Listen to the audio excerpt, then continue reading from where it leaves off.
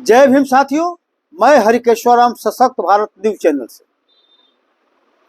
बिहार सरकार ने एक प्रोन्नति का नया आदेश निकाला है जो भ्रम की स्थिति पैदा कर दिया है। चारों बगल लोग भ्रम में तरह तरह का उसका निकाल रहे हैं अर्थ।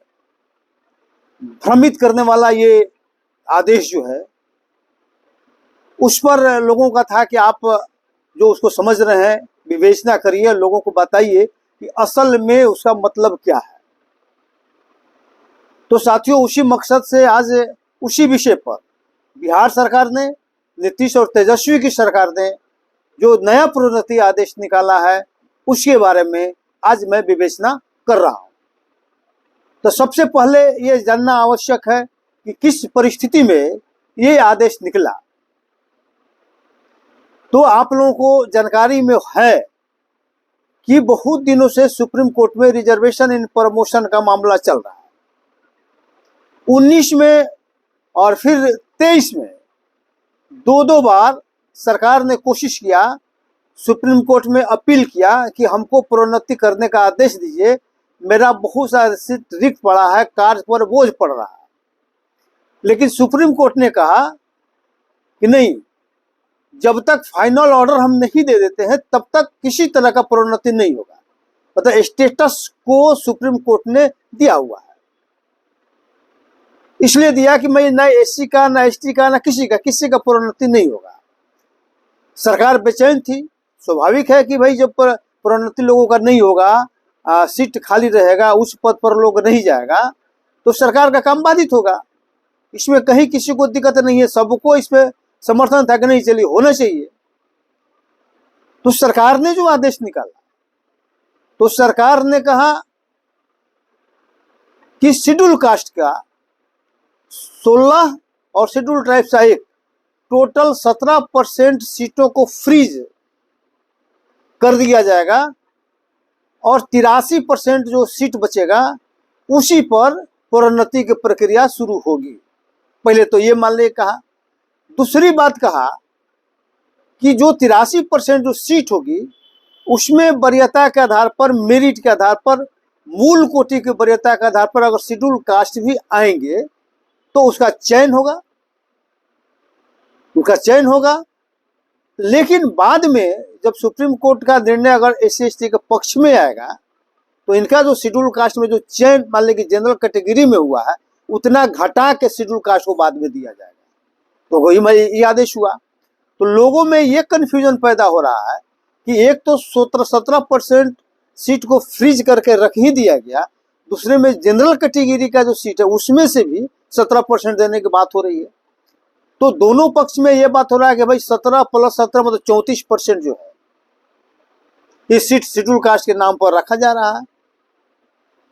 ये मान लीजिए कंफ्यूजन लोगों में क्रिएट मान लीजिए कि है, और लोग इस तरह की चर्चा भी करते हैं। हमसे भी लोगों ने कहा कि ये तो शेड्यूल कास्ट के लिए बल्ले बल्ले है। अब इस पर सवाल मान लें कि विवेचना में आप आते हैं। तो पहला ये है कि जब सुप्रीम कोर्ट में से के द्वारा स्टेटस को था, यथा स्थिति बरकरार रखने का आदेश था, तो फिर शेड्यूल कास्ट को छोड़ के, शेड्यूल ट्राइब्स को छोड़ के सिर्फ सामान्य कैटेगरी को प्रोन्नति का आदेश निकालने का क्या औचित्य था?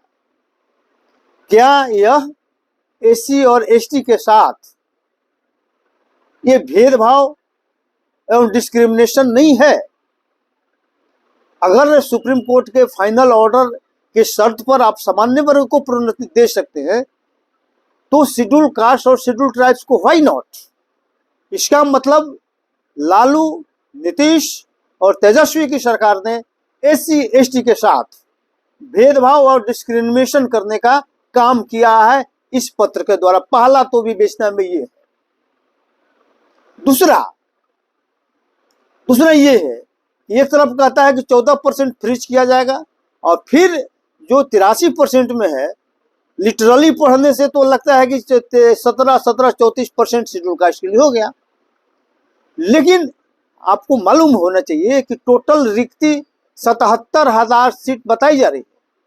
जो प्रोन्नति का पद है जो 77,000 करीब रिक्त पद है, और 77,000 को भी भरने की कार्रवाई तेज हो गई है। ये नहीं बताया जा रहा है कि शेड्यूल कास्ट का कितना सीट जो है फ्रीज किया जा रहा है, ये नहीं बताया जा रहा है।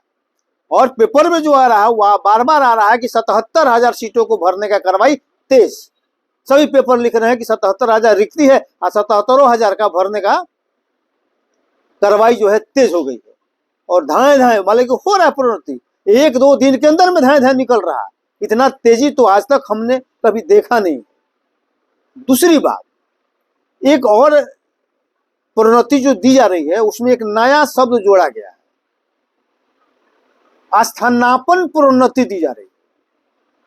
जो सामान्य कैटेगरी के लोग भी हैं उनको सभी को स्थानापन्न प्रोन्नति दी जा रही है।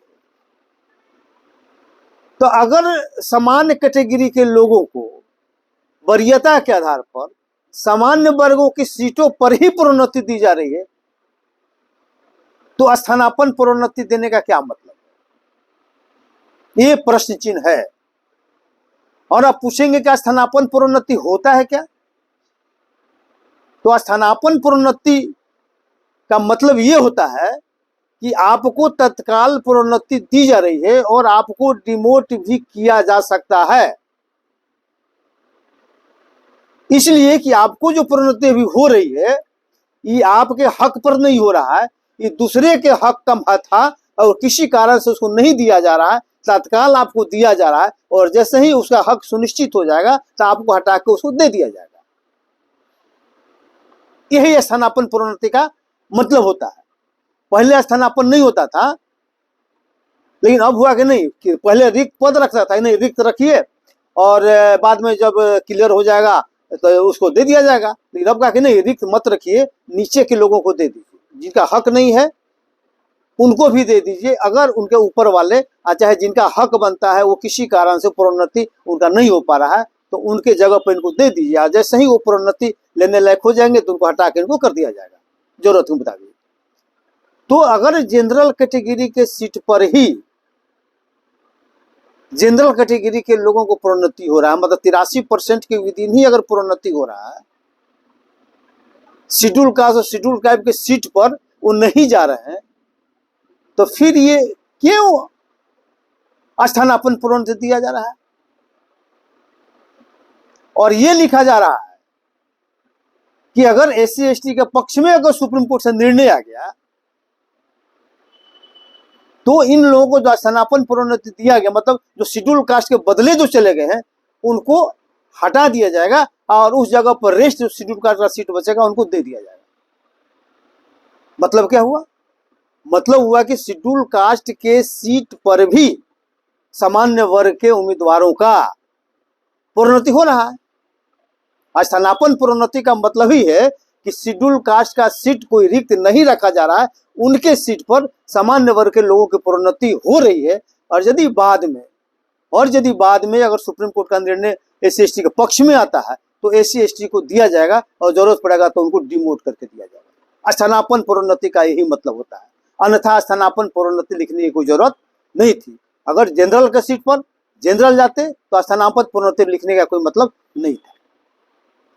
ये सीधी सी बात है कि कहीं शेड्यूल कास्ट का 17% सीट रोककर नहीं रखा गया है। टोटल सीट पर प्रोन्नति का कार्रवाई चल रही है और प्रोन्नति टोटल का टोटल होगा, ये क्लियर मान लेके है, कहीं कोई कंफ्यूजन नहीं रखना चाहिए। दूसरी बात, आज तक का नियम था, अभी तक का आरक्षण नियम जो है ये था कि आरक्षित श्रेणी के लोग यदि सामान्य श्रेणी के पदों पर योग्यता के आधार पर जाते हैं तो उनकी गणना आरक्षण कोटि में नहीं की जाएगी। ये मान ले कि अभी तक एग्जिस्टिंग लॉ है और इस पत्र के माध्यम से इस पत्र में यह सुनिश्चित किया गया है कि अगर जनरल कैटेगरी में के सीट पर अगर शेड्यूल कास्ट से लोग कुछ चले आते हैं तो बाद में जब शेड्यूल कास्ट को देने की जरूरत पड़ेगा, उनको सुप्रीम कोर्ट से हो जाएगा तो उतना ही सीट दिया जाएगा जो जनरल में जाने के बाद उनका 17% सीट बच जाएगा, वही सीट दिया जाएगा। मतलब उनकी गिनती शेड्यूल कास्ट श्रेणी में होगा, उनकी गिनती आरक्षित श्रेणी में होगा।